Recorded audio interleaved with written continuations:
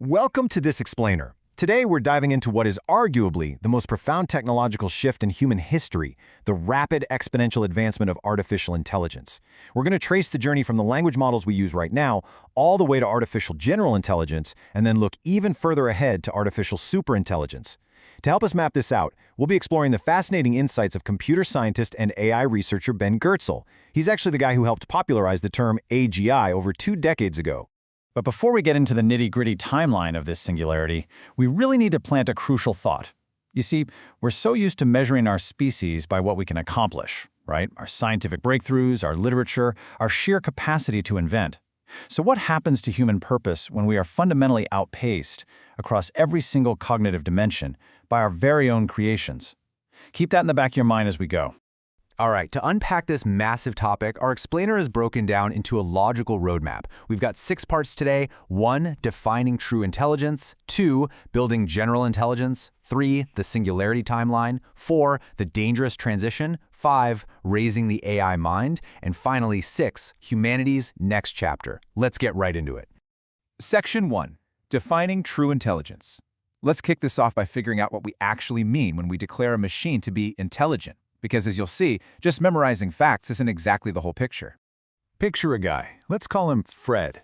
Now, Fred has somehow memorized every textbook, every novel, every movie script, and literally every internet post ever written.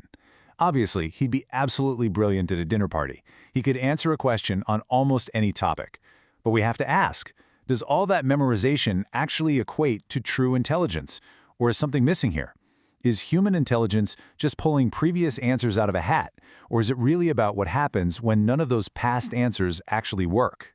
That brings us to how we define the real deal. Ben Goertzel defines artificial general intelligence, or AGI, as a system's ability to pivot and deal with completely unpredictable, out-of-distribution scenarios. Basically, that means facing a situation that absolutely was not in your training data and using a measure of creative imagination to solve it, instead of just relying on a giant lookup table of past events. And honestly, this brilliantly illustrates the gap we're looking at today. When we contrast today's large language models with true AGI, the difference is huge. Think of it like music. If you train an LLM on all the music up to the year 1900, it can remix those surface patterns pretty well. Maybe it gives you a perfectly generic blues song, but it's relying on shallow combinations. It would never, on its own, invent a totally new genre like hip-hop or neoclassical metal. True AGI, much like human creativity, requires deep abstraction and massive leaps of imagination. Section 2, building general intelligence. So, if training those language models on the entire internet isn't enough to achieve true AGI, how do we actually build general intelligence? Experts suggest the most practical path forward isn't just making language models bigger, but creating a hybrid architecture. It's kind of like a step-by-step process. Step 1, you use an LLM for your basic data modeling. Step 2, you have it interact with specialized tools. Think formal math verifiers, symbolic reasoners, and spatial world models. And then Step 3, which is absolutely crucial, developing hybrid architectures that slowly build a self-model. The AI needs to understand who and what it is and the physical world it occupies before it can learn highly advanced skills, just like a human toddler does. There's actually a fascinating parallel here with human evolution. A cognitive anthropologist named Stephen Mithin proposed that human brain evolution was driven by massive cross-communication between the networks in our brain handling physical tool use and the ones handling linguistic communication. Future AGI is going to need this exact same deep organic integration. It can't just be a language engine calling a software compiler. It needs a deeply integrated team of rivals, combining language with physical reality. Okay, Section 3, the singularity timeline. Now that we know what AGI is and how we might build it, the million-dollar question is when? When is this actually going to happen? Let's look at the timeline. Back in 2005, Ray Kurzweil plotted out these exponential growth curves, pointing to human-level AGI around 2029. A lot of people scoffed back then, but today, that 2029 estimate looks remarkably plausible. But here's the kicker. Kurzweil predicted the true singularity, where AI becomes massively superhuman, known as artificial superintelligence, wouldn't happen until 2045. Ben Goertzel, on the other hand, believes we could reach that superintelligence significantly sooner, maybe around 2033 or 2035.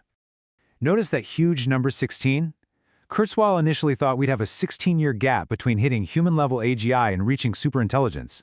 But Goertzel argues this gap might only be a few years, Actually, scratch that. It could even be a few months. Why?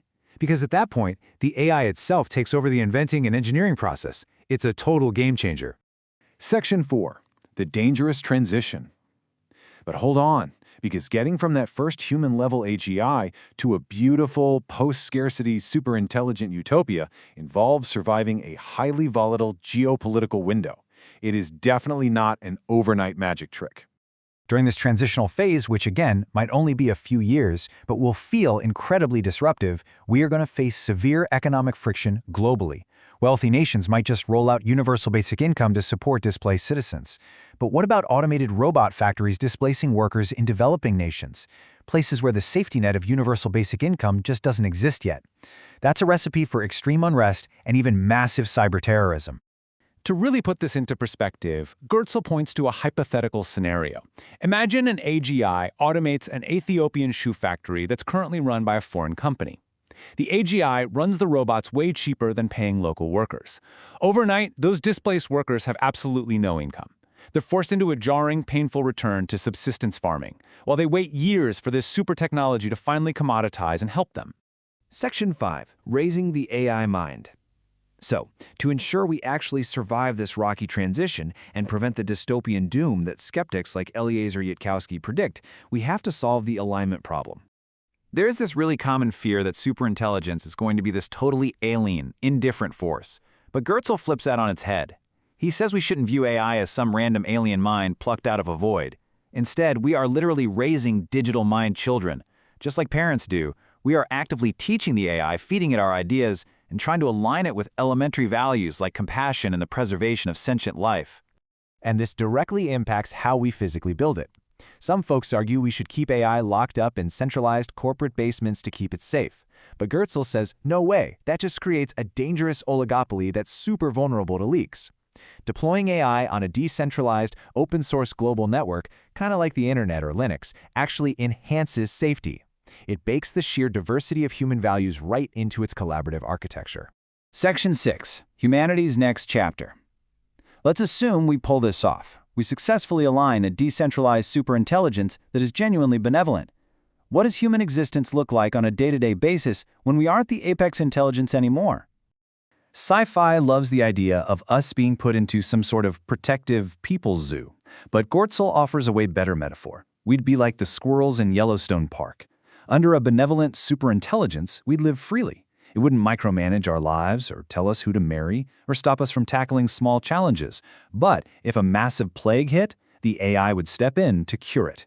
We'd roam free, shielded from massive harm, even if we're no longer the undisputed masters of the universe.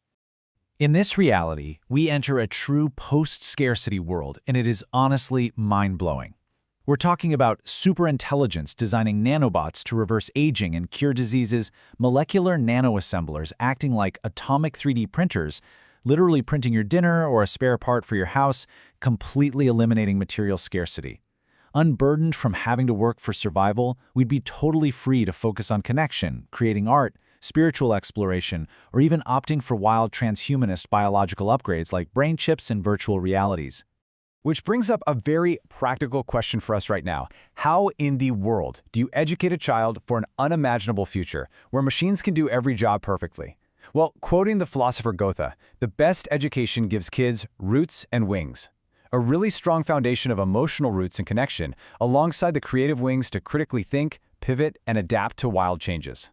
Let's be honest, the rote memorization of our current school system just isn't going to cut it anymore.